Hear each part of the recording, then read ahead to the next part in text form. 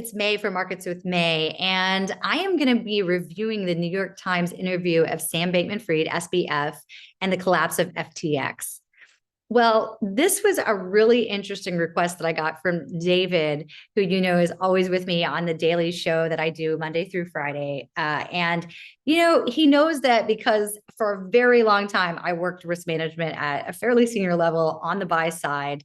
He asked me what I thought about this whole situation at FTX. Now, it's interesting because I actually think Andrew Ross Sorkin did an amazing job on this interview. But I do think that because, he's a little limited by the questions he has to ask that are coming from his producers and that mic in the ear that may or may not have the same risk background. SBF really got some through the goalie as far as there were some really slippery answers that I'm going to go through it, but because the interview is an hour and 15 minutes, I am going to break this up into a couple different episodes. I'm also going to fast forward some parts. Hopefully this is helpful. I'll let you know what I know and what I don't know. We won't go past our own knowledge base. I am going to share my screen. Obviously, I always have to give the disclosure, even though in this case, I'm obviously not telling you to buy FTX in any way, shape, or form. But past performance is not indicative of future returns. If I accidentally say anything that sounds like I'm offering to sell, that's not what I meant. So you just know that. All right, let's get into it. The first place I'm going to start is about 4 minutes and 23 seconds. And Andrew Ross Sorkin starts with a question, and then we're going to listen to the answer. I'll explain how I'm thinking about it. You can make your own thought process therein. Please ask SBF why he decided to steal my life savings and the $10 billion more from customers to give to his hedge fund, Alameda. Can you ask him why his hedge fund was leveraging long all of these S coins? I'm going to keep it polite for the kids. Please ask him if he thinks what happened was fraud. These are the kinds of letters that I've been getting repeatedly over the past several days. What do you tell this man? Now, before we even get into the answer, given all the things that I've now watched, calling Alameda a hedge fund, yes, it may have been structured that way, but I think this right here, this confusion of this word hedge fund is already a place that gets very, very confusing for any layman that's trying to understand what happened. Alameda Research did not in any way, shape, or form act like a traditional hedge fund. At times, they were acting more like a prime broker, a market maker, or something else. And while it may be the case that some hedge funds do activities that almost look like a market maker, not like this, friend, not like this. So now let's hear the answer, now that you kind of know that Alameda isn't just some kind of attached hedge fund or attached asset manager. I'm deeply sorry about what happened.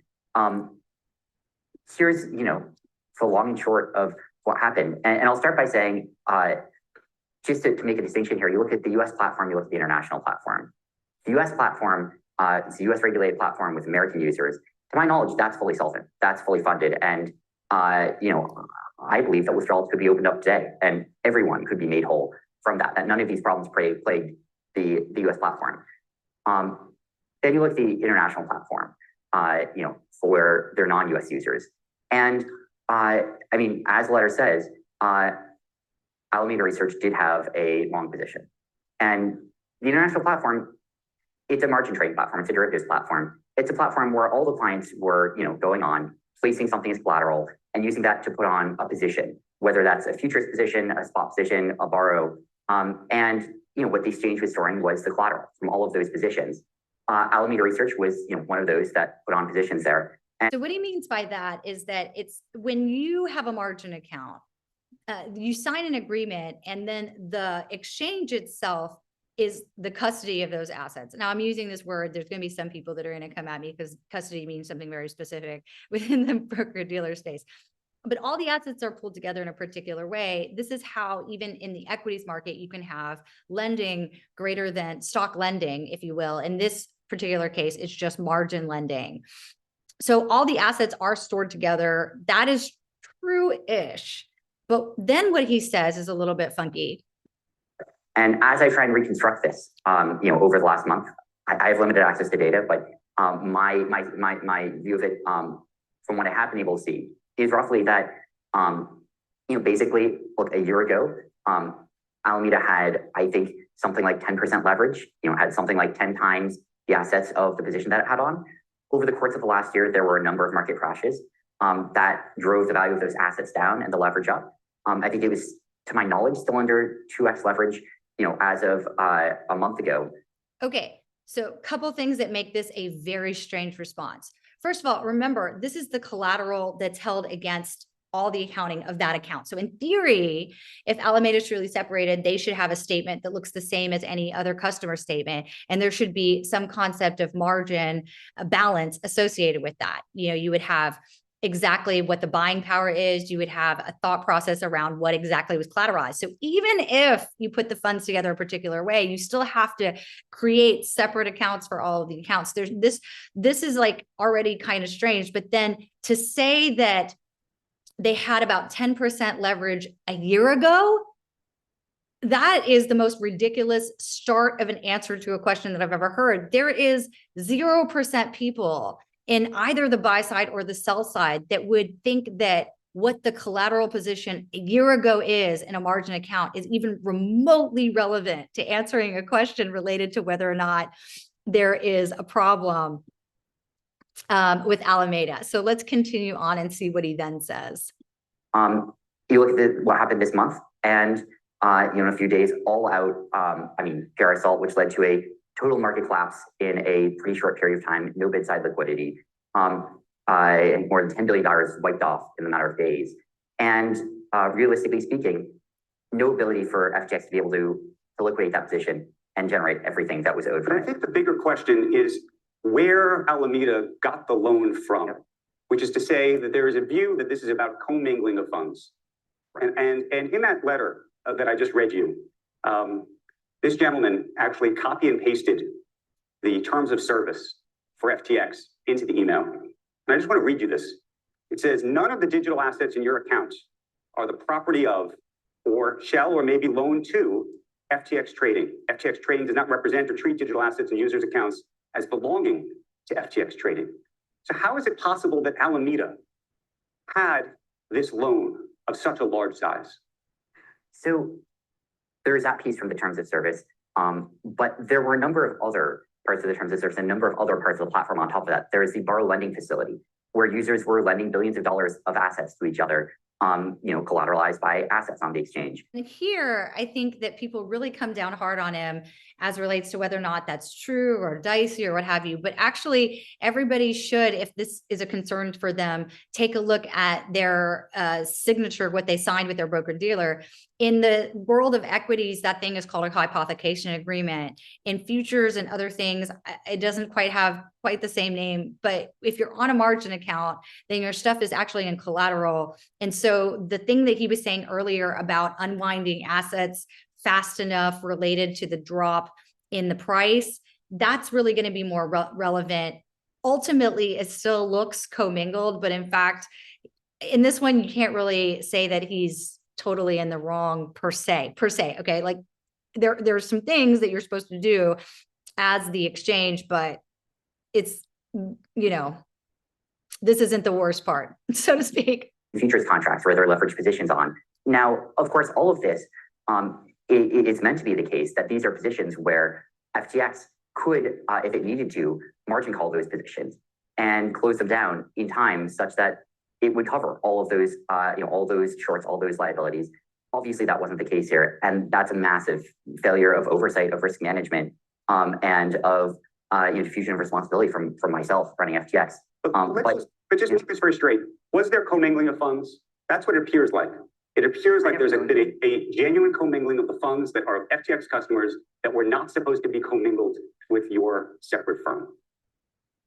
I unknowingly commingle funds. And again, one piece of this, you have the margin trading. You have, customers borrowing from each other. Alameda is one of those. I was frankly surprised by how big Alameda's position was, which points to another failure of oversight on my part, and failure to appoint someone to be chiefly in charge of that. But I wasn't trying to commingle funds. That hopefully between what I said and what is said, that's clear. It really has to do with the margining side of it. And in this regard, I don't actually think he's lying, unfortunately, for better or for worse. However, the second thing he said about not having someone in charge of it or not understanding the size of the client itself, in this case, Alameda, That's incredibly unusual. I mean, I'm a small fry, and if I even remotely am beyond what the metrics should be, like I get a call. Do you know what I mean? So something that is actually significantly larger, everyone should get a call as relates to what's going on with the margining of your account. Additionally, it is extremely irregular if you've got one really large client for there not to be someone specifically watching that account and making sure that the collateral is at all times okay. So let's keep going. Journal reported that Carolyn Ellison told Alameda staffers that Alameda used FTX client funds to cover loans that were being recalled because of the Luna-triggered credit crunch. Carolyn says that she, Sam, Gary were aware of this. How do you square that with what you originally said over Twitter, that this was an $8 billion accounting mistake? So I'll point to two things. And first of all, obviously, I don't know what anyone else is thinking here. I can only talk about it from what I know, from what I knew. And a lot of this is reconstructing it over the last month. I have limited access to data, but what it seems like happened is in the middle of the year, a lot of, most of the borrow lending desks in the space blew out or closed down. And it seems like Alameda had, margin positions opened with them, and that it likely moved a bunch of that over to FTX this year when they shut down. And that means, I think it was over collateralized positions, but positions that involve substantial size and substantial US dollar size on the borrow side. In terms of the accounting mistake, again, looking through what happened, I think that there is a substantial discrepancy between what the financials were, what the audited financials were, the true financials, what the exchange understood. All of that was consistent, versus what the dashboards that we had displayed for Alameda's account there, which substantially under-displayed the size of that position. And so that's one of the reasons that I was surprised when we dug into everything at how big that position had become. That was a poorly formed answer, is really what that was, because the question was, is this an accounting mistake or something of that nature? And his response is, there's a discrepancy between my dashboard and what's actually happening. Oh my gosh, I can't even begin to explain why that is such an unacceptable answer, because if anything, that opens him wide to this whole concept of controls. I mean, what was the nature of the dashboard? All a dashboard is a report. So are you telling me that your reports were wrong and you had no idea that the reports were wrong? How can that even be, since you also should be looking at like daily accounts? And I mean, like, what does that even mean for the people underlying that had client accounts? I mean, it's just the most bizarre answer. That's not an okay answer. Andrew Sorkin should have just continued pushing him on that, because that's terrible. Tied together substantially more than I would have ever wanted it to be. So you did an interview earlier this summer with Bloomberg, and you were asked about the connection between Alameda and FTX, and you said that obviously came from the same place, because it started that way, and the same original people, but most of the remaining nexuses, you said, have dropped off. Yep. I know the people from Alameda decently well, almost as if you don't know what's happening there. And there isn't like a large amount, of ways remain, and we're actively working together. By the way, I really encourage you to watch his body language throughout this. He was so nervous. I don't know how to read all of it, but you'll notice that at different times, he's literally twitching on this part of his body. And then also he's got a lot of inappropriate smiling, and it's really troublesome when you're watching him throughout these different times. But I would definitely, as you're watching this with me or in your own home, just notice that a little bit. Anything like that, Alameda is a wholly separate entity. They're different offices, like different principal offices. We don't have any shared personnel. We're also not the same company. We not all are under the same corporate umbrella or anything like that. And yet it seems like Alameda people were living in the same penthouse where you may very well be right now, all together.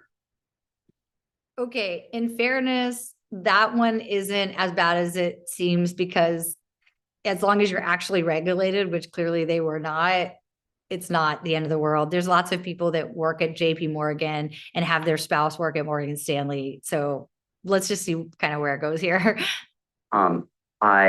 Most of Alameda was not there. I don't live there now, but or not there now. I have not lived there for much of the time, but I did live with one or two members of Alameda for a little while. And I'll also say that as I was earlier this summer looking at the relationship, and this is a pretty big mistake and oversight of mine, I was viewing it primarily from the trading volume perspective because that's what drives our revenue.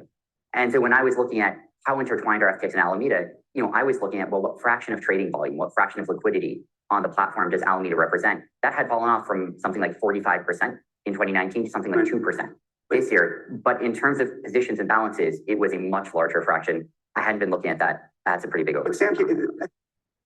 Okay, let's actually talk about that for a second. That's ridiculous. To be fair.